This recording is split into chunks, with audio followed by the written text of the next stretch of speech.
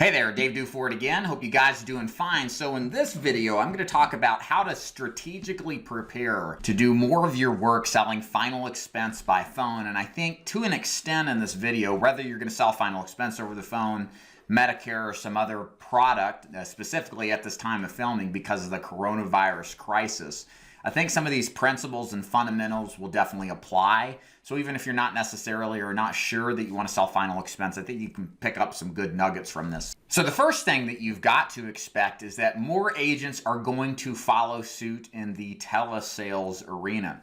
I sent out a survey just to my email list. I didn't even tell you guys about it on YouTube who aren't necessarily on my email list. And I asked for just a little bit of feedback on what they would like to see in some of this final expense telesales training. And last I checked yesterday, I had around 280 responses. That's incredible, okay? And I've done a lot of surveys. I'm happy with a couple of dozen, even to a multi-thousand person list.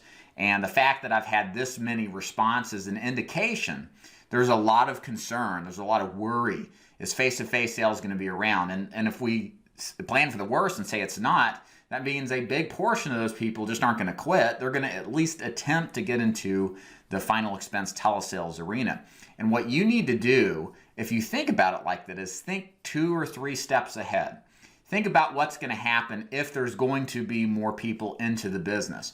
How can you differentiate yourself when you're doing telesales like everybody else? So let's talk about how to zig when they zag. Don't follow the crowd kind of concept. So first of all, the biggest advice I think I can give you is please do not sell non-competitive carriers.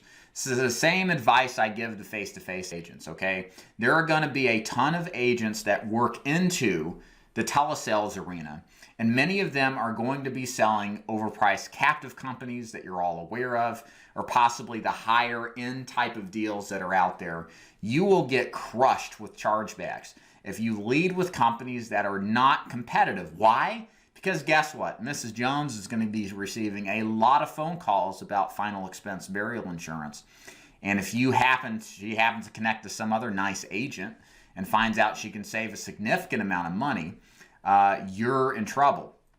And I know what you're thinking out there, but Dave, there's not a lot or many at all that will allow phone-based sales. Well, yeah, people don't follow the rules. You might as well just plan for them not to. Again, plan for the worst case like we're doing right now in this video, and then change your strategy accordingly. So what's the solution? First of all, if you're going to do telesales and final expense, considering what's coming down the pike, please carry the most competitive telephonic application final expense telesales carriers.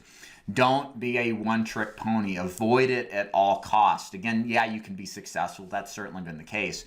But I just worry for the at-home agent who's going to have other at-home agents contending for the same limited pool of prospects. You don't want a replacement to occur because of a couple of dollars difference and people being afraid that, oh, what if things change financially and you need to save every penny and be convinced of that. Don't be that guy that sells the overpriced policy. Be that agent that sells competitively priced premiums. I mentioned a second ago about VAPs versus EAPs, and I think every agent here should seriously consider focusing the vast majority of his or her effort on VAP. So what's a VAP? So a VAP is short for a virtual or verbal authorization application, meaning there's no paperwork for sure and definitely no electronic or digital medium like there would be with an EAP or an electronic app. Now, why am I recommending the VAP process versus the EAP? Aren't people going to be home in front of the computers, on their phones? Sure, a portion of the population will do that, and then a certain smaller portion of that population will have the technological capability to actually utilize the technology to digitally sign or digitally complete an application. But there's going to be a huge segment of the population that won't fit that profile. And then if you put them in a position where you force them to take an additional, arguably unnecessary step in completing an application, there is going to be some kind of fall off because of it. We see this in final expense face-to-face sales. That's why I advocate an EAP with a digital or with an instant decision, because it removes additional extra steps. If you have to, in face-to-face arenas, write an application without a phone interview, expect to lose a minority of your cases for no other reason than you forgot to fill a portion of the application out, or you missed a checkbox, and the client instantly vanishes into the ethers. It happens every single day.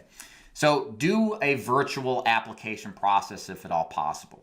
It allows you to complete the entire interview and get the client closed in one singular call. When you ask the client to take any additional steps, like with an electronic application, you risk the real possibility of losing otherwise good prospects because they've had second opinions and they change your mind. So another concept I want you to consider, it's not necessarily something you have to do, but I think it's helpful in the grand scheme of things, especially if you're transitioning from face-to-face to telesales.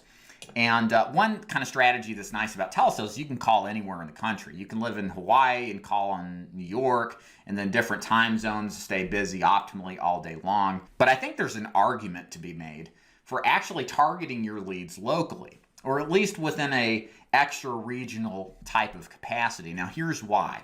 I think one of the things that makes telesales possibly difficult is this perception that the other person on the end of the line is a scammer. If you can connect with these people by telling them, hey, I'm right down the road from you. Do you know where Hickson, Tennessee is? Yeah, I live there. And before we get started, is there anything that I can help you with all of this crisis going down? There's been tons of people that have been stranded, not getting the help they need, that are isolated in their house. And before we do anything, I just want to know, is there anything I can do to help you? Because I'm right down the road. I'm more than happy to get my car and help you out. Only say that if you actually mean it. But when you open up a conversation like that and you use leads locally, it's a lot easier to actually do that. You kind of have a shared commonality. And you'll differentiate yourself from every other single agent that's going to continue to call nationally and treat every lead like they're not a person or a human being and just another warm body to talk to. So I would consider doing that. You don't have to. I don't think it's necessarily required. I just think making the transition, if you're coming from face-to-face, you're coming into telesales, this will make that transition that much easier. And you should be able to do this with any good telemarketing lead vendor like the ones we have for telemarketing, as well as live transfer leads in our agency, or any kind of Facebook lead vendor should allow you to broaden your scope so that you can broaden the amount of areas you target, but also keep it somewhat local. Hard times make hard men. If you're out there and understanding that we are in a crisis, things are not going to ever go back to the way they used to, and that for at least the foreseeable future, that this normal way of doing business has changed, this is your opportunity. People get scared, people change what always works, they get away from the fundamentals, and now is the time to buckle down, now is the time to triple down on activity and hard work. The people who aren't ready to do what it takes to be successful, to put in the hours, to put in the grind, are going to fall to the wayside of this business. They will be washed out and working for somebody else at an income and in a job that they're not happy with. Do not let this happen to you. The best thing you can do right now is to commit to yourself to dial like a madman.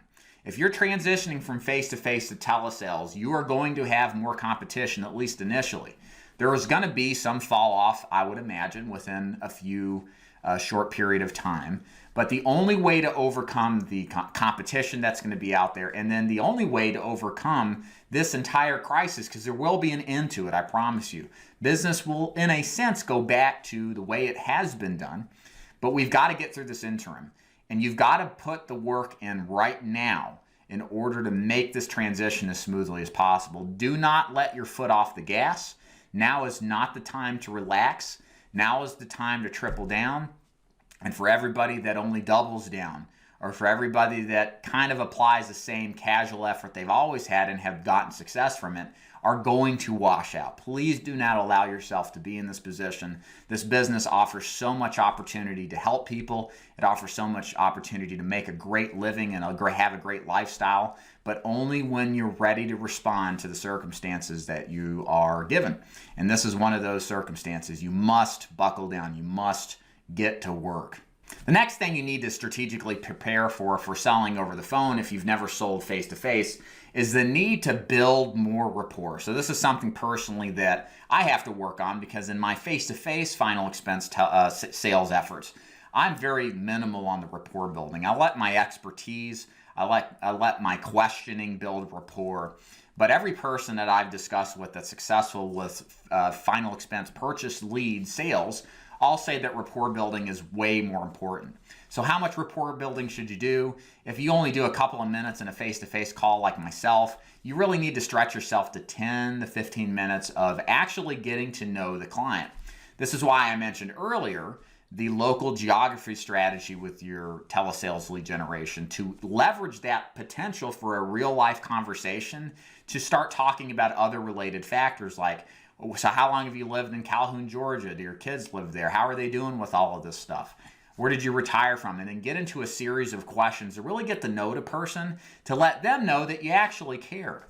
So I think, again, a local lead generation strategy is good. Again, you don't have to, but I think it's a good way to get started. But you definitely want to focus on whatever it takes to build something that differentiates you from every other single telesales final expense agent who's just getting into this, has no clue what they're doing. They're just kind of going through the motions, and they don't understand how to create an effective a connection with somebody sight unseen. So get good at being really interested in people, wanting to learn more about them, and to impress them to the point that they know that you're the real deal and that you are a different agent that's good for them.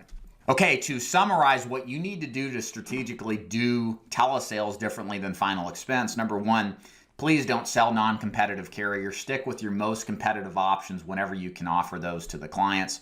Two, make sure you do verbal authorization applications as your primary focus, and try to stay away from the electronic application simply because it's an extra, arguably unnecessary step with the verbal authorization app.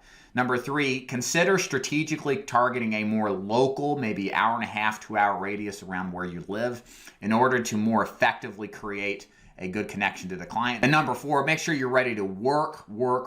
And number five, do make sure that you understand that building tremendous rapport is absolutely critical in your transition from final expense face-to-face sales to final expense telesales. Bottom line, guys, this is the opportunity of a lifetime. You should be looking at this. Everybody is panicking right now. They're wondering if their businesses are going to be around. You should be blessed and thankful. You're in a business that is recession resistant. You are not going to see the same level of fallout in the arena of the senior market that you're going to see in timeshares, that you're going to see in the entertainment business, the restaurant business. These people are going and already are suffering tremendously from the outcome of this impact. Right now, you owe it to your family and you owe it to yourself to work hard to get through this adversity, because the prospects are still there. The people and their human nature is still the same. They procrastinate about final expense, and they know now more than ever that they need this stuff. So you need to be there to help them. You need to have the right mindset that this is an opportunity that is very rare that you actually see it. You need to crush it because of it. You're in a great business. Please don't even think about quitting it and thinking there's going to be opportunity that is better elsewhere. Once you get through this, I promise you, once you get through this, and perhaps even as you go through this, you're going to be incredibly thankful. You're going to be so happy you stayed with this business. This business has provided a great life for me. It's allowed me to do things that I never imagined, and I just want you to understand you need to experience the same thing too. So please don't give up. Please be brave going forward and stick with this business. And I promise you on the outside of it, you will be thankful for it. If I can do anything at all to help, reach out to me at davidduford.com/contact. Any questions, comments, constructive criticism, leave them below. Happy to help you there too. Thank you guys so much for listening, and stick to it, okay? Bye.